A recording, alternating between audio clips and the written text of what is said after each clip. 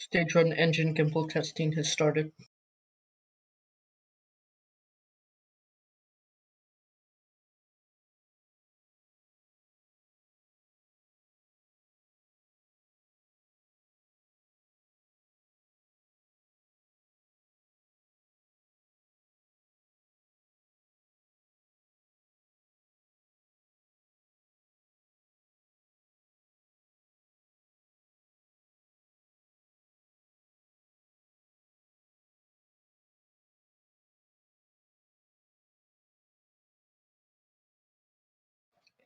Stage 1 engine gimbals are nominal.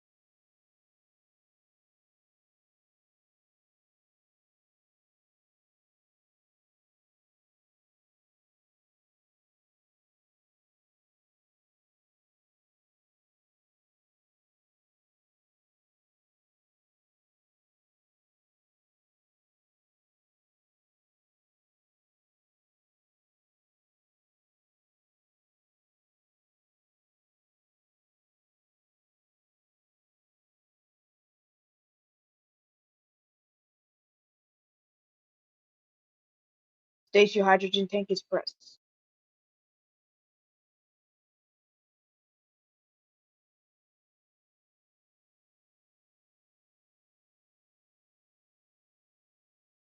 Hello and welcome to this evening's live coverage of the Atom OFT launch. Wait a sec. And my name is Isaac and I'm your commentator for this evening. It is currently 11:20 a.m. down at our Alpha Space Center in the Kwajalein Atoll, and 6:20 p.m. here at our Mission Control Center on Long Island. You're looking at a live view of our third flight-capable Tracker 1 vehicle at Launch Complex 1A at our Alpha Space Center. And this vehicle is carrying the first Atom spacecraft to the Unity space station with an expected liftoff time of 6:30 p.m. EST in about 9 minutes. We currently have a 10% chance of weather violation this evening. If we do have to scrub tonight's launch, we have a backup launch opportunity on January 3rd, 2022 at the same time.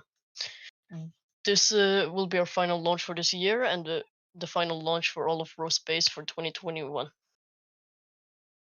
Let's take a look at the Tracker 1 vehicle. From the light gray inner stage and below is the first stage.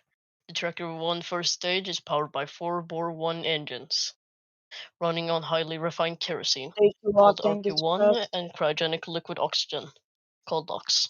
The first stage is currently fully loaded with LOX and RP1. Wait. Stage 2 LOX tank is pressed.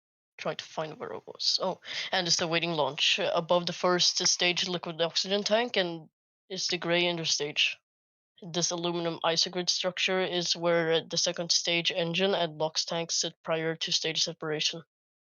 Above the inner stage sits the second stage Stage 2 consists of the visible orange insulated hydrogen tank, the LOX tank, and Bohr 2 engine, which are both inside the interstage, as I previously mentioned. The hydrogen and LOX tanks are linked by a black carbon fiber truss structure, which is also inside the interstage. Above the hydrogen tank is the GNC ring, similar to the Saturn V's instrument unit. This ring contains the main flight computers, various sensors, and electronics, and Stage 2 added 2 control thrusters. These 6 thrusters run on hypergolic propellants. On top of the GNC ring is the fairing base, fairing halves, and payload. The 2 fairing halves are bolted together and can separate by detonating 14 frangible nuts. After fairing separation, the payload is exposed to space. And the payload's connection to the launch vehicle can vary depending on payload size or mass. But for this launch, we're using a 32 bolt clamp band bolted interface. When Stage 2 commands separation, the clamp band is released and the payload drifts away from the launch vehicle. Now let's go over the Tracker 1's flight. Starting at T-1 minute, the vehicle's flight computers will enter a phase known as startup. During this phase, the vehicle will be in control of the countdown. This means that at any time until T0, the rocket can automatically abort the launch or hold the countdown. At T-minus 40 seconds, we're expecting both the launch director and mission director to give their go for launch. At T-minus 1 second, all 4 Bohr 1 engines on the first stage will ignite. And at T-minus 0 seconds, after confirming that all engines are up and running, the vehicle will command the launch clamps and quick disconnect the arms to release. At T plus 6 seconds, Tracker 1 will begin its roll program. This is when the vehicle rolls to align to the launch azimuth. At T plus 14 seconds, the Tracker 1 will begin its pitch program. The 4 Bohr 1 engines will begin to point Tracker 1 downrange to align with the flight path.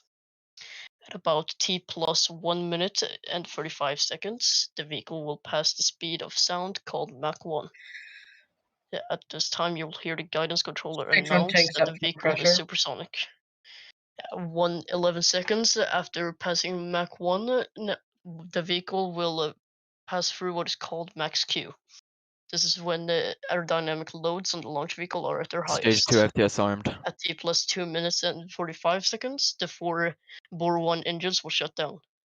3 seconds after that, Stage 1's 4 pneumatic clamps will release. And the second stage will drift out of the interstage and begin its flight.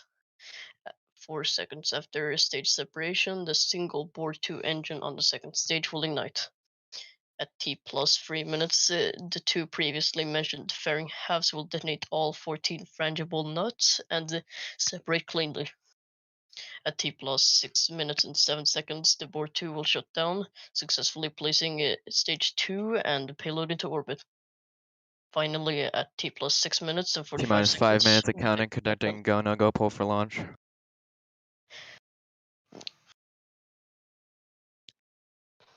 Guidance. Go. Payload is go, range is go, stage 1. Go. Stage 2. Go. Propulsion. Go.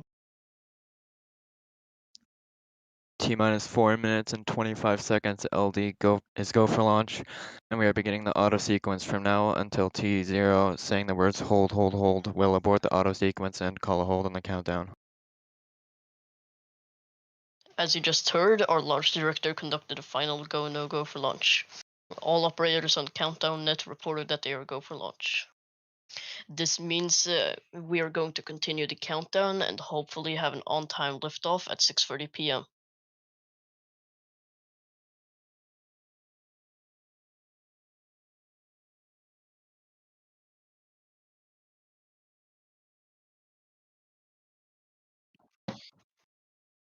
If you're just now joining us, we are at T-minus 3 minutes and 40 seconds to the launch of our Atom OFT mission to the Unity space station.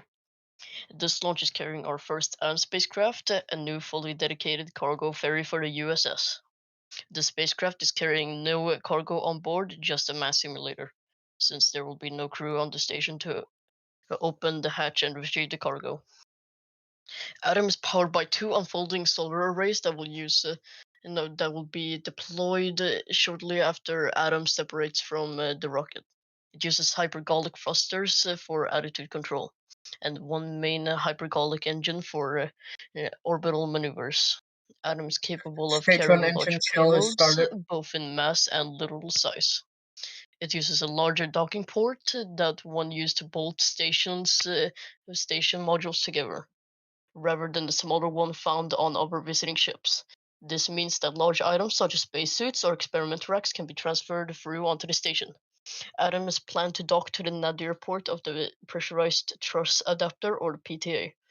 This module is located between the Enterprise and Stargate. The Z1 truss is latched onto the top or zenith of the module, and Atom or other visiting ships can dock onto the bottom, or nadir port. We're now at T-minus 2 minutes and 18 seconds. Range is ready to support this launch, and the vehicle selfie. So let's listen into the countdown.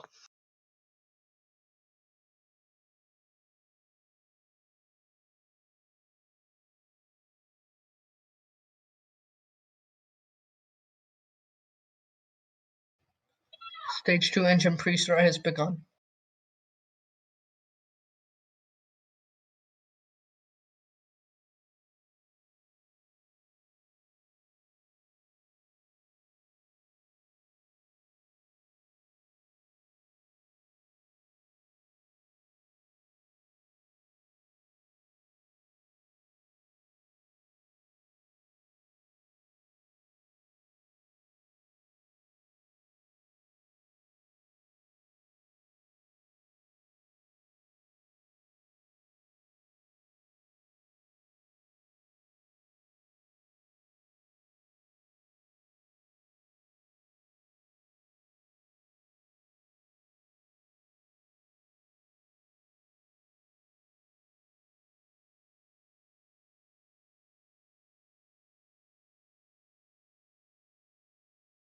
T-minus 1 minute, vehicle is in startup. Atom is on internal power. As the guidance controller just announced, Tracker 1 is in startup. This means its flight computers are now controlling the countdown.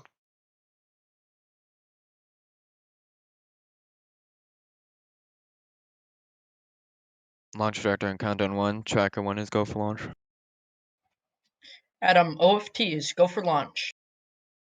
You just heard the mission director T-minus and 30 launch seconds. director announce that it's Atom is go for launch, and we're just under T-minus Tracker 1 20 is seconds configured for from flight. launch.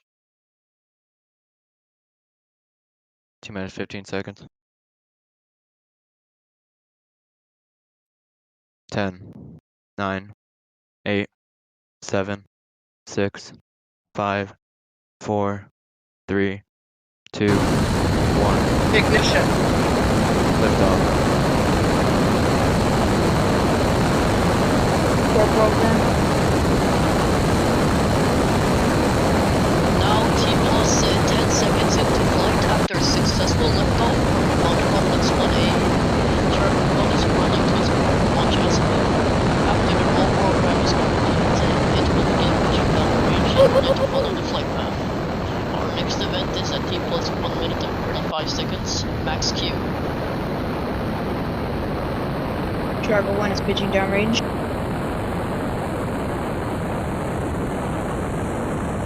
Station engines are performing nominally.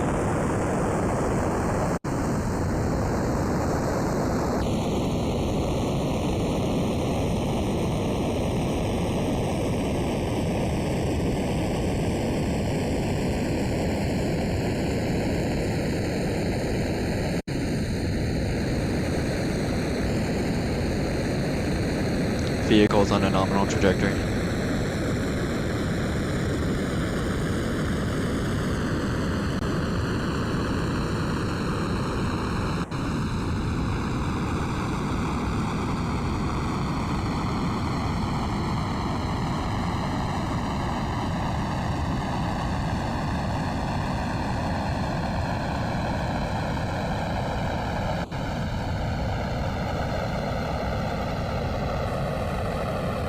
Tracker 1 is supersonic. T plus 1 minute 35 seconds, tracker is supersonic.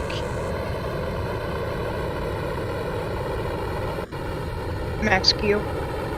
And shortly after it became supersonic, now tracker 1 is passing through max Q. This is the maximum aerodynamic loads tracker 1 will experience through flight.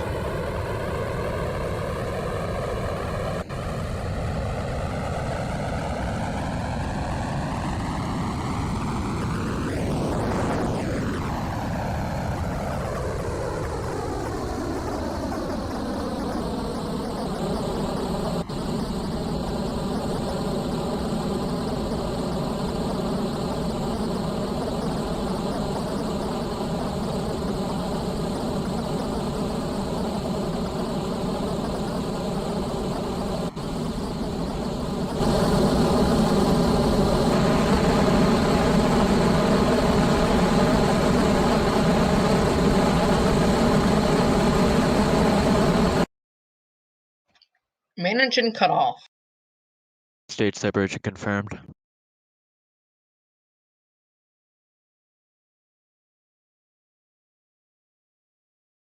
As you just heard, we had a successful main engine cutoff, stage separation, and stage 2 ignition. And Confirmed. the two fairing halves have been jettisoned, now exposing Atom to space. Stage 2 will burn for about 3 more minutes in order to place Atom into orbit. After a good orbit is confirmed, Stage 2 will command the deployment of Atom.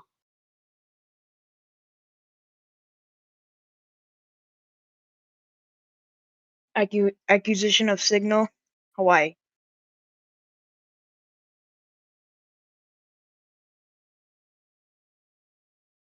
If you're just joining us, we have just had a successful main engine cutoff, stage separation, stage 2 engine ignition, and fairing separation.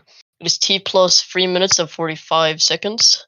All systems continue to look healthy for the Atom OFT launch.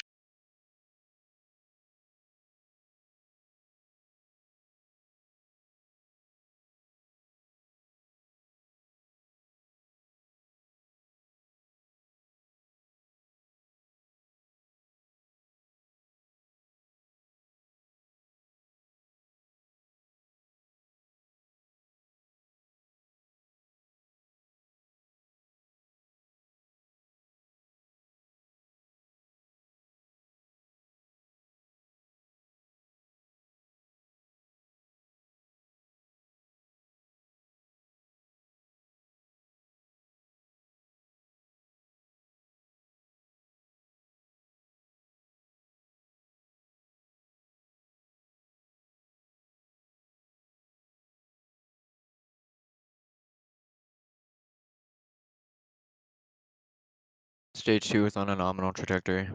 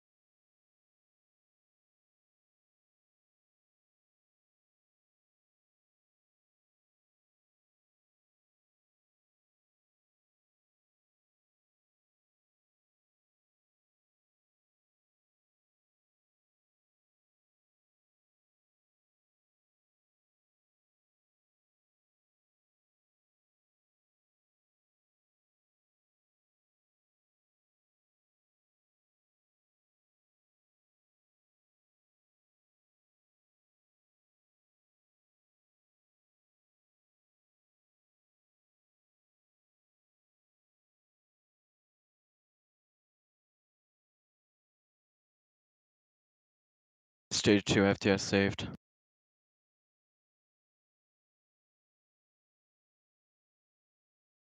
Nominal orbit insertion. Seco.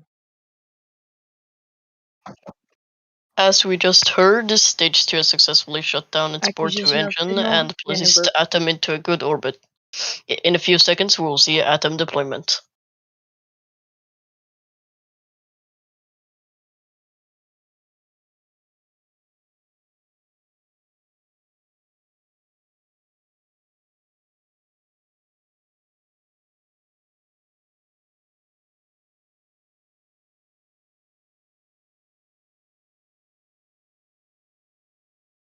payload deployment confirmed. And that completes the final event of this launch. Yeah, Adam has been deployed from our second stage. Shortly, Adam will deploy its solar arrays to begin generating power. It'll perform correction maneuvers in order to rendezvous with the Unity space station. Docking is expected to occur tomorrow night, the 31st, at approximately 7:45 p.m. Eastern Time. And with that final event, we're going to end our live coverage of this launch. You can get more info on this mission and future missions on our Discord server, which is linked in the stream description. Thank you for tuning in to this launch.